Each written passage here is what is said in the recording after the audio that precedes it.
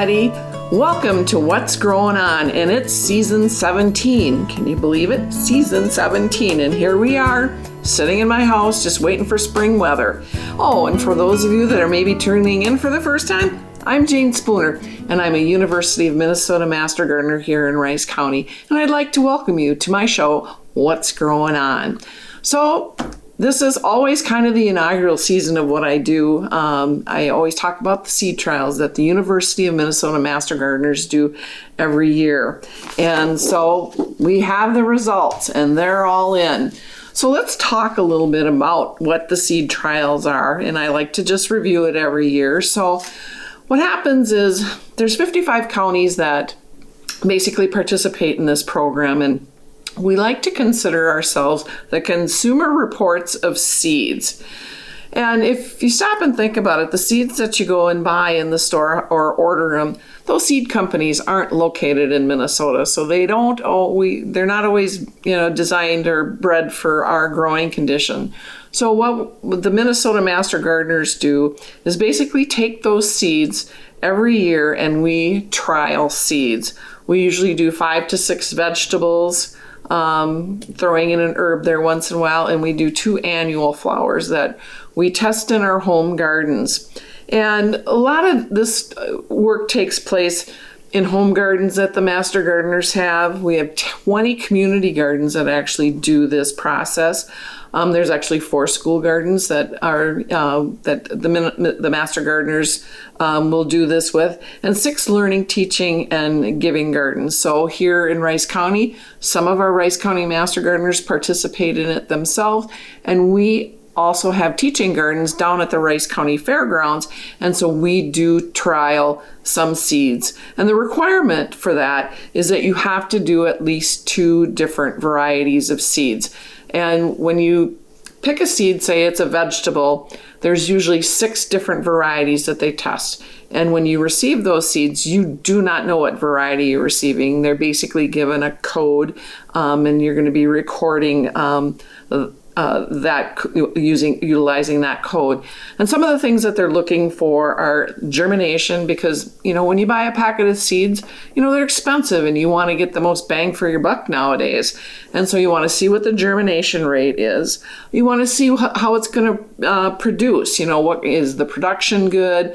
Was it minimal? And then you're going to be able to taste that, see what it's like, with the exception of flowers. And then what kind of insects and diseases that these plants had. And, we're looking for those disease-resistant, insect kind of repelling things. We have, the squash vine borer. We've got Japanese beetles that will attack vegetables and stuff. So all those things are taken into consideration.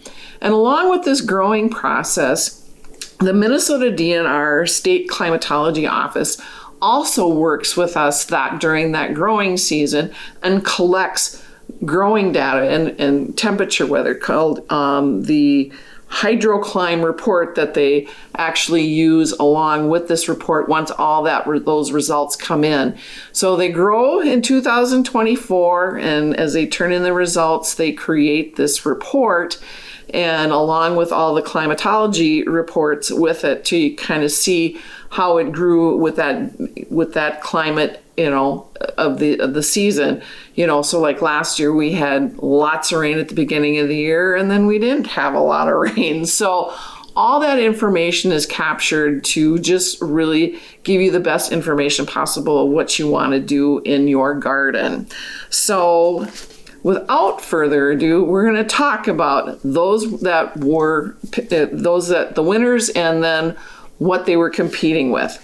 So in the category of Asian vegetables, they had this year was an Asian long bean, and it was the Yulong Noodlekin Asian long bean.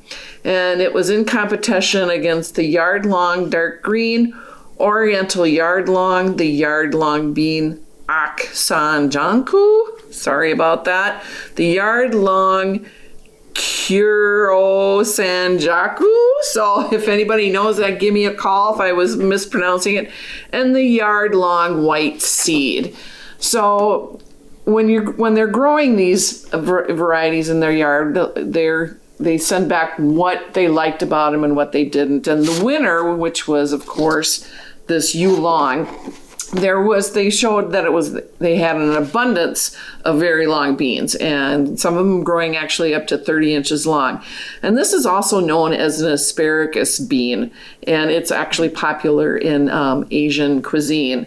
They reported back that it was a good texture and flavor. It was easy upkeep, and of course prolific in producing vegetables off of those plants. And it's an early harvest because when you plant your garden, that's what you're waiting for, is to just taste those fruits of your labors. So, and sturdy vines, because you want that sturdy vine, so you're not having to do a lot of staking, and you want those vegetables to fall on the ground, because that can be a problem.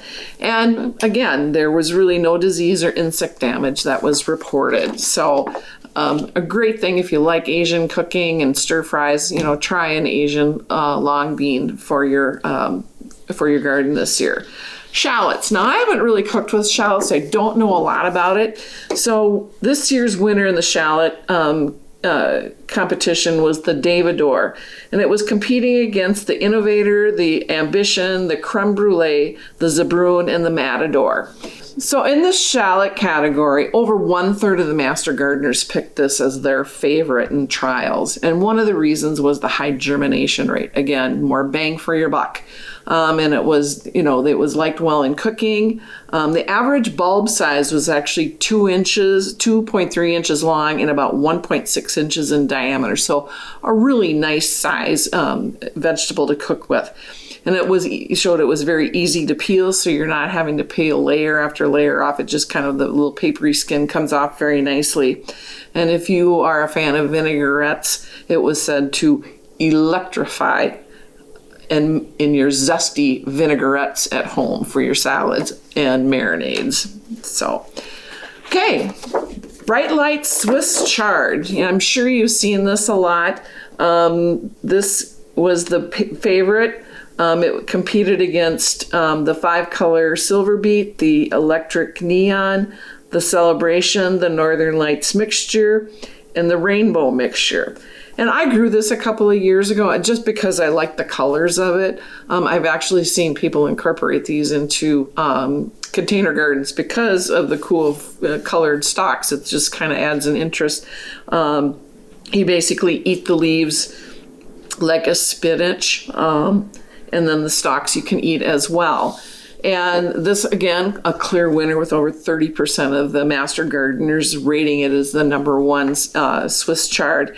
And it was rated for its really good raw flavor and cooked flavor, its texture, and its overall harvest. It was very abundant. It had very few insect or disease issues and a great, again, germination rate. And so if you're looking for some Swiss chard, trying something different, put some color in your garden too with those great stalks there. Now, who doesn't love broccoli? It's something I never thought I would like, but the older I get, the more I'm liking it. And broccoli stir fries in the summertime, a nice broccoli and bacon and cauliflower salad. So of the broccoli category, we had the Happy Rich Broccoli, and it was in competition against Butterstem, Apollo, Artwork, DeCiccio, and Melody. So another clear overall winner. Also great in germination, great in raw, if like a nice veggie tray for a summer day. It's a really good eater raw. The cooked flavor is excellent. In fact, it tends to be a little bit sweeter and more tender than a regular broccoli. And again, high yield. So a great addition to your garden. Now, if you're a pepper fan, this is more of a sweet pepper that we have. And this is the Cupid snacking pepper that won this category. And it was in competition against the Cornitos, the Lunchbox, the Sweetie, the Mini Bell, and Red Cherry Sweet. And I've seen all of these in the greenhouses already started. And they're just a nice, small red fruit, and people just will like to cut them up and just, use them to snack on with a dip, and they're really good in cooking too. So, the one thing was, though, it was low in germination, but it was rated very high in fruit production, which is what people want.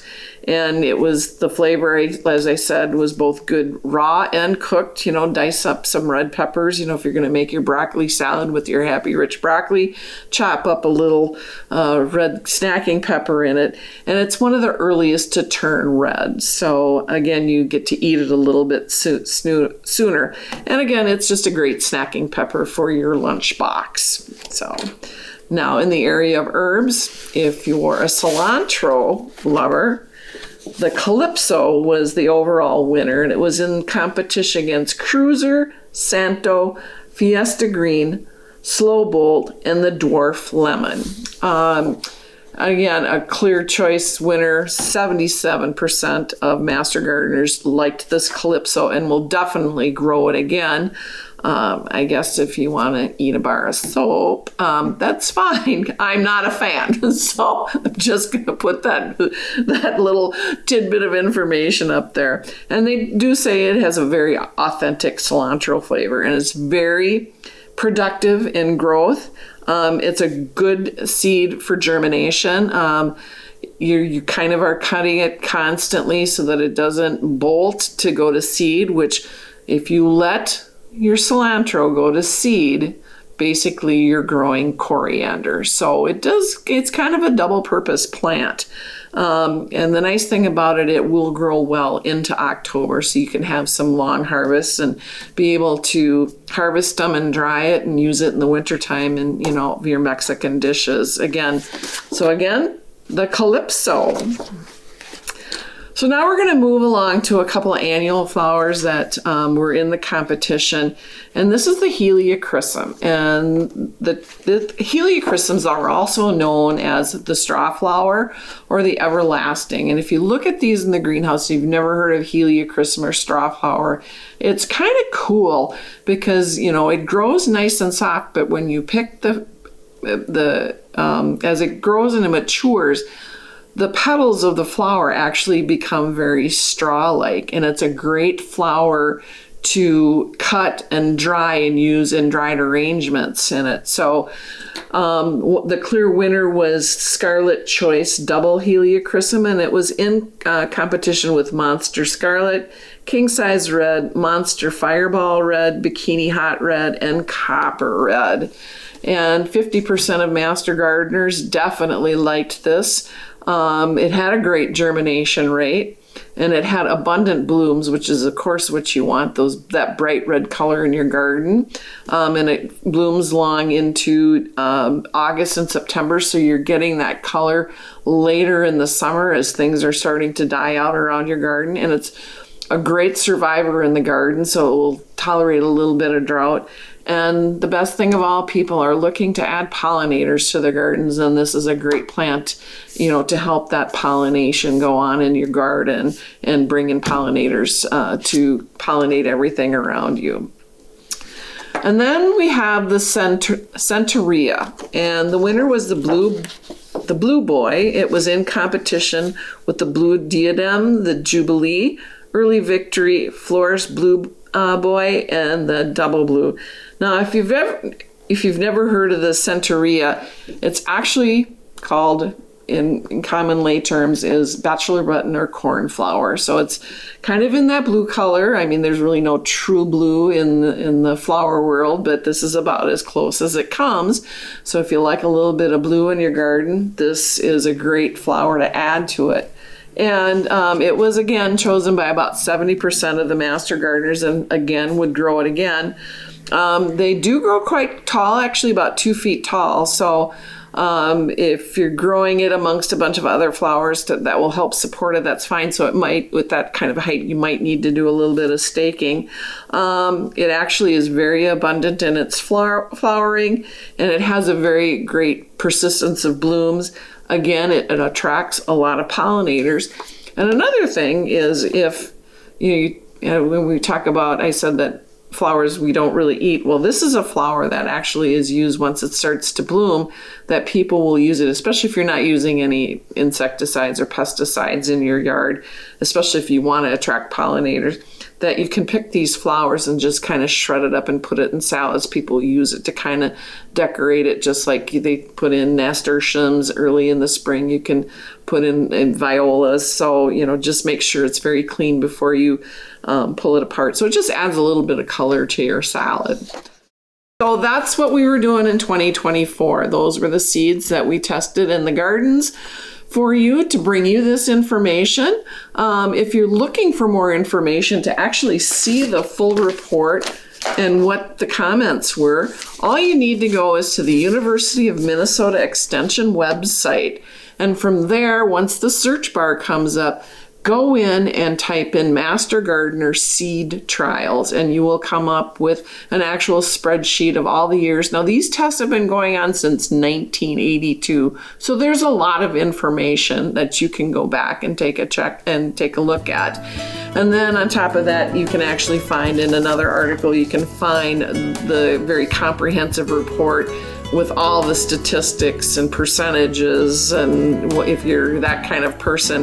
And it does talk about each plant and each variety individually. And it actually will give you, and I talked about the Minnesota DNR through the climatology report, that information is there as well. So it's always good to be armed. It's always good to learn. We were just talking about this on a radio interview, that even as long as I've been a master gardener, there isn't a year that goes by that I don't learn something. So I'm happy to share what I learn with you. I'm happy to answer your questions. So just reach out to the Master Gardener program at the Extension office here in Rice County, and we can get you the answers that we need. So as we get together for another springtime and summertime of growing, a welcome and happy digging.